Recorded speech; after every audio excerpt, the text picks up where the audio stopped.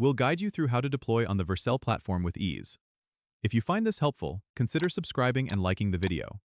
First, go to the Vercel website and log into your account. If you don't have an account yet, you need to sign up. Once you're logged in, you'll be directed to your dashboard. Here, click on the New Project button at the top right of the screen. You'll be prompted to connect your Git repository. Vercel supports GitHub, GitLab, and Bitbucket, so choose the one where your project is hosted.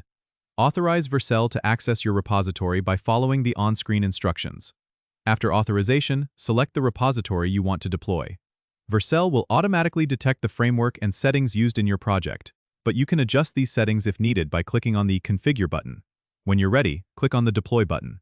Vercel will start the deployment process, which might take a few moments. Once the deployment is complete, you'll see a confirmation that your project is live, and you'll be given a unique URL to access it. You can click on this URL to see your application in action.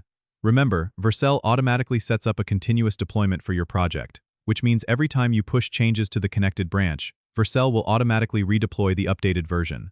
This makes managing updates a breeze.